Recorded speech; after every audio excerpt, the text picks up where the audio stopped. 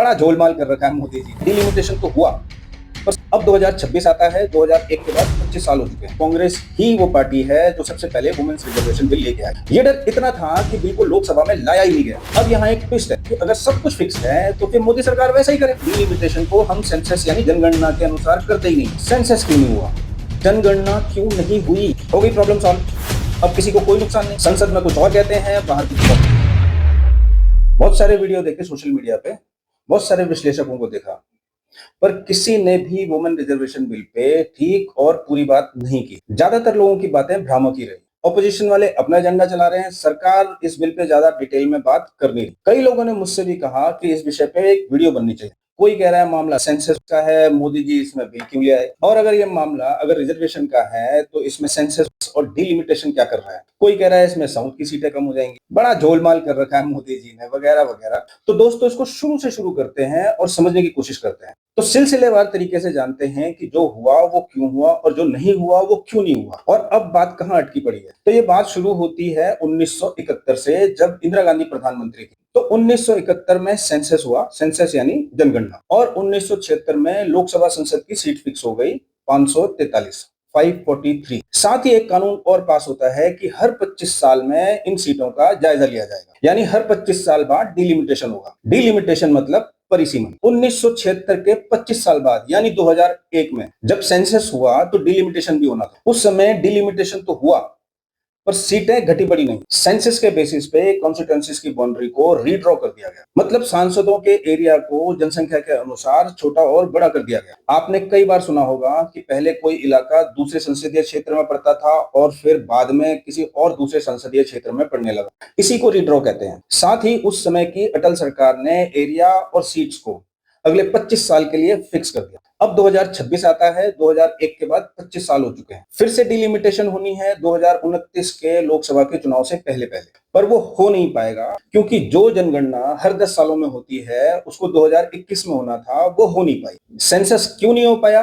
क्योंकि उस समय कोविड चल रहा था, तो जनगणना होनी इम्पॉसिबल थी। अब क्योंकि 2021 में जनगणना नहीं हो पाई, इसलिए डिलिमिटेशन भी नहीं हो पाया। मौजूदा सरकार के अनुसार जब भी सेंसस होता उसके बाद जनसंख्या को लगभग 800 850 सीटें संसद में चाहिए थी। इसके लिए उन्होंने तैयारी भी की और 850 सीट का नया संसद भवन भी बनवाया, जिसको हम विस्टा प्रोजेक्ट के नाम से जानते हैं। फिर बीच में 2024 के लोकसभा के चुनाव भी आ गए, तो बात टल गई। ये बात है डिलिमिटेशन की, जो कि जनसंख्या जनगणना से जुड़ी हुई है। इसमें याद रखने वाली बात यह है कि जनगणना हर 10 साल में होती है और डिलिमिटेशन को 25 साल तक का टाइम दिया गया है।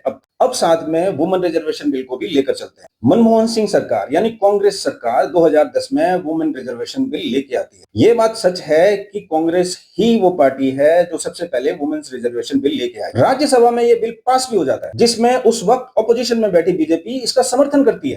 पर आरजेडी और सपा, जो कि कांग्रेस के उस समय एलाइज थे, वो इसको सिरे से नकार देते हैं। राज्यसभा के हालात देख के कांग्रेस इतना डर जाती है कि कहीं एलाइज समर्थन वापस न ले ले और कुर्सी न चली जाए। ये डर इतना था कि बिल को लोकसभा में लाया ही नहीं गया, जबकि कांग्रेस को अच्छे से पता था कि इस बिल का समर्थन बीजेपी लोकसभा में भी करेगी और ये बिल पास हो जाएगा। उसके बावजूद कांग्रेस इस बिल को लोकसभा में नहीं लेके आई। अब 2023 में बीजेपी वुमेन्स रिजर्वेशन बिल दोबारा लेके आती है और बिल पास भी हो जाता है, और 2024 में यह तय होता है कि इस बिल को 15 साल के अंदर अंदर यानी 2039 तक इस बिल को लागू करना है। अब यहाँ एक ट्विस्ट है।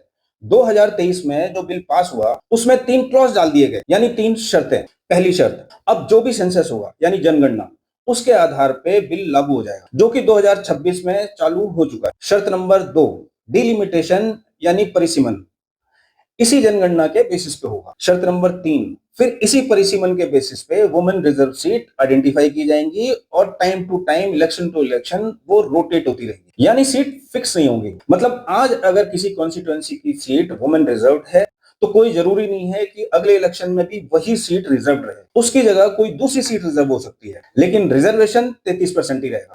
अब मेन सवाल यह है कि अगर सब कुछ फिक्स है तो फिर मोदी सरकार वैसा ही करे जैसा बिल में है, जैसा पास हुआ है। तो फिर सरकार बिल 2026 में क्यों लेके आई? तो जवाब यह है कि मोदी सरकार 2029 के लोकसभा के चुनाव में ही ये हक महिलाओं को दिलवा देना चाहती है, और मोदी सरकार को यह भी लग रहा है कि 2026 में सेंसस के चालू होने के बावजूद इसमें देरी हो सकती है, जिसकी वजह से डिलिमिटेशन यानी परिसीमन 2029 तक नहीं हो पाएगा। रीजन ये भी है कि अगले 2 सालों में कई स्टेटों में चुनाव भी हैं, एसआईआर की प्रक्रिया भी चल रही है। इन समस्याओं से निकलने के लिए सरकार ने आसान से तरीके सुझाए। नंबर 1, सेंसस का क्लॉज ही हटा दिया जाए। नंबर 2, डिलिमिटेशन करते हैं बगैर सेंसस के, यानी बगैर जनगणना के डिलिमिटेशन करते हैं। अब इस पर विपक्ष के 2 मुद्दे बड़े हैं जो वो बता रहे हैं। पहला, वुमेन रिजर्वेशन बिल में एसटी एससी रिजर्वेशन भी हो। दूसरा, डिलिमिटेशन से साउथ के कई स्टेट जिन्होंने अपनी पॉपुलेशन को कंट्रोल किया हुआ है, संसद में उनके सांसदों की गिनती कम हो जाएगी, यानी बाकी स्टेट्स के मुकाबले उनके सांसदों का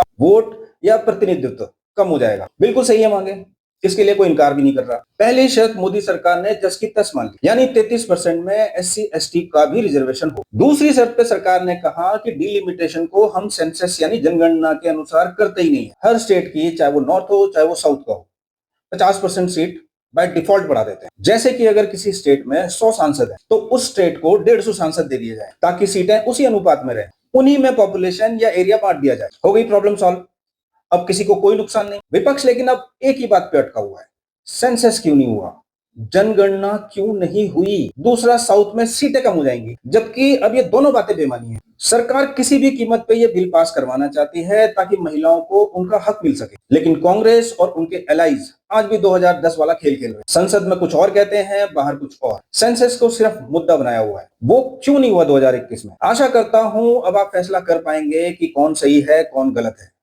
जय हिंद। चैनल को लाइक और सब्सक्राइब जरूर करें।